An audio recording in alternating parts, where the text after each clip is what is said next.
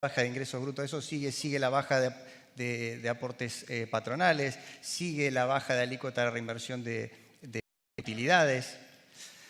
Entonces, nosotros mantenemos ese esquema en la reforma tributaria, que es básicamente avanzar en la reducción de impuestos gradualmente. Obviamente que estamos atravesando una situación de emergencia y quiero sí decir además que el gobierno del presidente Macri, si uno separa los gastos previsionales, que como se dijo antes, hoy ANSES representa el 60% del gasto del sector público nacional, que está totalmente indexado.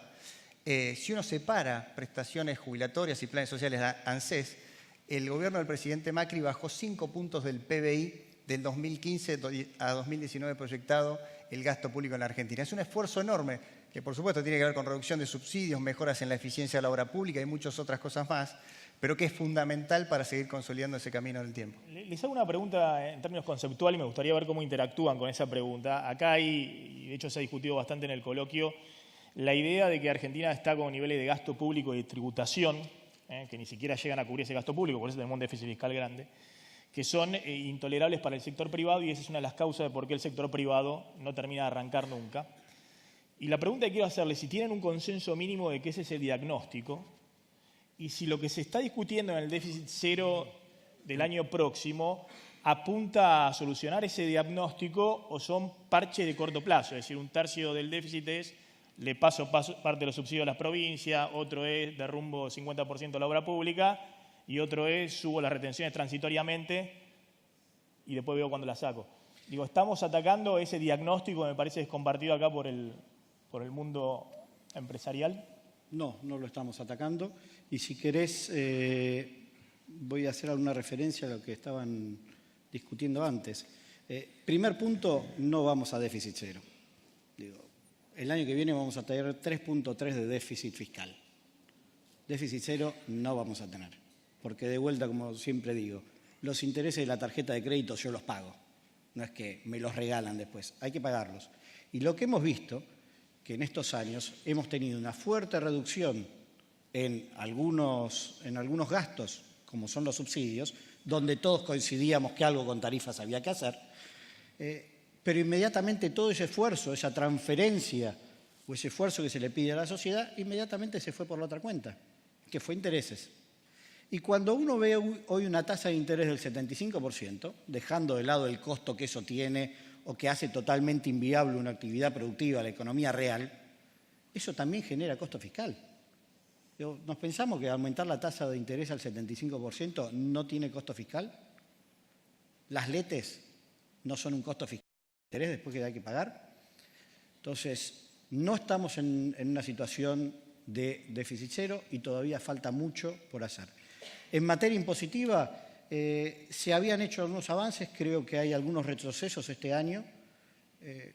Me parece muy malo que se vuelva a poner bienes personales con un aumento que le va a pegar a la clase media, desde ya le va a pegar a los ingresos más altos o a los de patrimonio más alto, pero le va a pegar a la clase media y le va a pegar a sectores productivos. Ejemplo, el campo, donde el campo no era que tenía la excepción de estaba exceptuado de bienes personales porque era un regalo. Está relacionado que venía con la discusión del cambio de la evaluación que se iba a hacer, que se está haciendo. Algunas provincias ya lo hicieron, otras todavía no lo hicieron. Digo, le estamos cobrando 2 veces. La buena noticia es que se elimina ganancia mínima presunta, que lo sacamos el año pasado, pero de vuelta, va a ser cargarle más impuestos y ese no es el camino si realmente queremos corregir o sentar bases de un crecimiento para adelante.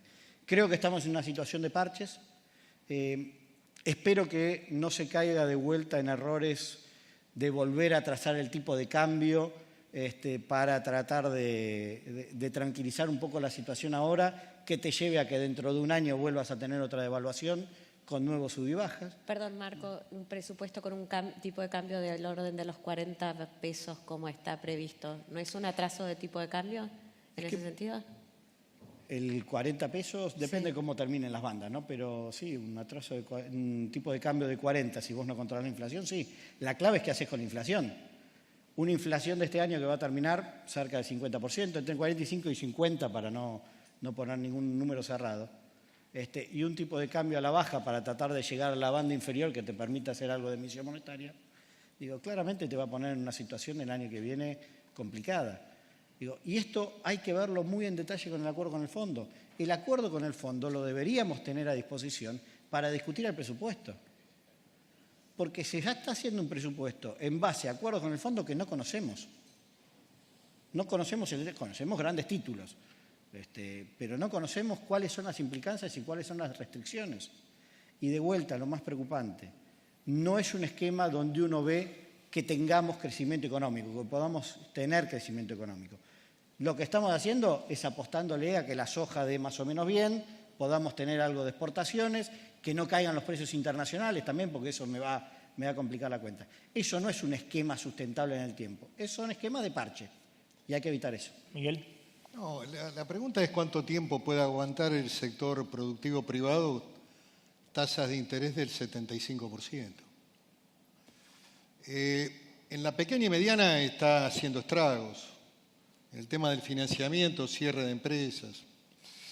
Además, el problema impositivo, el pago de los aportes, cuando se vence a los 30 días, se pone en marcha la penal tributaria. Tenemos que hacer algo también ahí de buscar un camino de ordenamiento en el marco legal, de ver cómo le damos el blanqueo laboral y también la amnistía para las pequeñas y medianas y empresas del país que puedan ordenar el tema de la deuda de aportes en un marco de recesión. Me parece que la Argentina necesita algún instrumento para brindarle a los que apuestan a la inversión y a la producción. ¿Hay consenso para avanzar en una reforma laboral? Ese tema tiene que ver con una visión más de Estado, de acuerdo económico-social, donde el sector empresario tiene que participar. Si la iniciativa de la reforma laboral es un mero ajuste que impacta sobre el salario, ya lo lograron. Con la devaluación ya lo lograron. A ver, si estamos hablando de un proceso de cambio de lógica en el marco de una mirada ligada al desarrollo y al crecimiento, yo estoy convencido que el sector empresario argentino, y fundamentalmente porque conozco el pensamiento de los dirigentes sindicales, se van a sentar. Si es para crecer, si es para generar empleo, si es para generar un proyecto que tenga que ver con el desarrollo de la Argentina, se van a sentar. Ahora, si el modelo es un mero ajuste sobre los estándares laborales de los trabajadores argentinos, eso no va a salir, no va a salir. Acá hay que generar políticas de Estado, lo dije la primera vez que intervine en este coloquio. 5 o 6 grandes temas. Tratar de generar un modelo ligado al crecimiento, no a la lógica del ajuste. Y quiero decirte algo más. La doble banda no va a funcionar. El problema es también que la conducción económica no sabe de historia. Amigos, no sabe de historia. Es una visión del 80, la doble banda. La hizo Martínez de Oz y el dólar siempre va para arriba, no para abajo. Nunca juega abajo el dólar en la doble banda. La tablita ya fracasó. Es un esquema de coyuntura para tratar de pisar el dólar. ¿Cuánto tiempo? ¿Cuánto tiempo el 75%? ¿Cuánto tiempo la doble banda? No va a funcionar. Hay que generar un modelo y una propuesta económica. Miren, yo tengo un gran respeto por el presidente. He dialogado en muchas oportunidades. Él se define como un piloto de tormenta. Lo importante sería saber a qué puerto vamos. ¿A qué puerto vamos? No hay viento favorable para un piloto cuando no sabe a dónde va. Me parece que es importante tener una visión centralizada de la economía, todas las variables. La Argentina necesita un ministro que tenga facultades. Está sentado acá, denle las facultades. Articule todas las variables, cuando impacta tarifa, cuando aumenta el dólar, qué pasa con la industria, cuando le impactan con el aumento del gas. En fin, todas las variables, todas tienen que estar en manos de un ministro de Economía, porque de lo contrario esta mirada de fracciones, de partes, no va a generar ningún plan de Es un buen sostenible. título, Pichetto le pidió enfrente de Duhomle que le Dele- den más dele poder. las facultades. Le Dele pidió a toda Macri la- que le dé más no poder ponga- a Duhomle. no pongan historiadores Hay que hablar con el Fondo Monetario. No pongan para que le den historiadores, más poder. los economistas que tiene el gobierno son especialistas en historia económica. No pongan historiadores en historia económica, ya lo tuvimos aquí, Kicillof. A ver, pongan gente práctica en el manejo del Banco Central. Pero, Miguel Ángel, bueno. una cosa que me gustaría que Marco y Miguel Ángel también respondan, porque... Perdón. Luciano quería contestar un poco el optimismo Creo de que Miguel. Muchos temas para el poco tiempo que tenemos. Primero, creo profundamente en el liderazgo del presidente Macri, que es una persona... ¿Qué te pasa?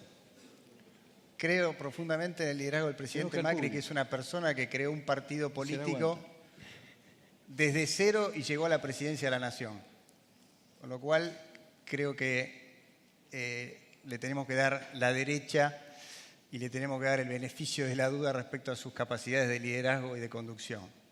Y yo lo hago porque creo sinceramente que es un presidente de lujo para este país, a pesar de todas las turbulencias que estamos atravesando. Y creo profundamente en su liderazgo. Esto en primer lugar. Digamos, cualquier persona que funda un partido político desde cero y llega a la presidencia, creo que es difícil dudar de su capacidad de liderazgo. Y creo que lo va a demostrar Miguel a lo largo de estos meses, y lo está demostrando a lo largo de estos meses que han sido muy duros. En segundo lugar, respecto a bandas cambiarias que se ha dicho, para que nadie se vaya asustado, nosotros creemos que sí puede funcionar.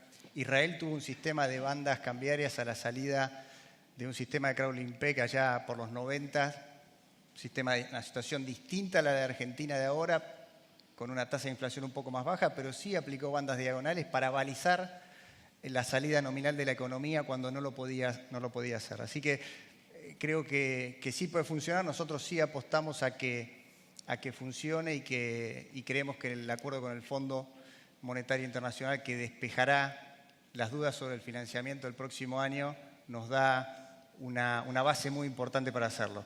Respecto al presupuesto y el Fondo Monetario, nosotros lo vemos al revés. El acuerdo con el Fondo necesita de este presupuesto, no al revés. Nosotros necesitamos el acuerdo con el Fondo para aprobar el presupuesto. O sea, no hay acuerdo si no hay presupuesto. No estoy diciendo eso. Estoy diciendo que para que Argentina logre las metas fiscales y de crecimiento y de estabilidad que están pautadas en el presupuesto y en el acuerdo con el Fondo Monetario, necesitamos este presupuesto de equilibrio. Y necesitamos ratificar el rumbo de la política monetaria, cosa que ya se está haciendo porque lo está haciendo el Banco Central de manera autónoma. Así que nosotros lo vemos al revés. Y respecto a la reforma laboral, creo que ahí es donde, Miguel, lo podríamos debatir y sé en vos y en Marco dirigentes de enorme responsabilidad que nos han ayudado en muchísimas leyes difíciles que hemos tenido desde que nos hicimos cargo del gobierno.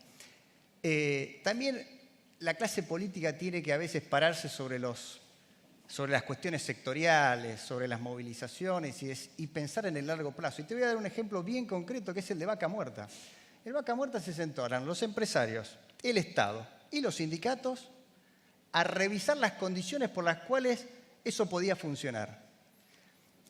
Al compañero senador es de Chubut, ¿no?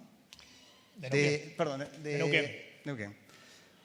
Le decían de todo al principio, porque estaba Un modelo entregando de expansión, intereses ideales. de ampliación y de hecho, de empleo. ese acuerdo generó el boom que hoy estamos viendo en Vaca También Muerta. se hizo Y los con trabajadores lo Enesmaco, agradecen. también se hizo en El Enesmaco. problema Por eso, es por qué digo, se ese abandonó modelo eso. Luciano, se trayendo puede un poco replicar. ese modelo. Pero es un modelo de expansión donde participa el sector trabajador Bueno. junto con el sector empresario. Bueno, se No puede. es un modelo de ajuste para ver si por le van a supuesto. afectar parte del salario Por o supuesto. flexibilizar el empleo, que de hecho con el esquema migratorio en la Argentina ya está ocurriendo en distintas actividades como la gastronomía, la hotelería.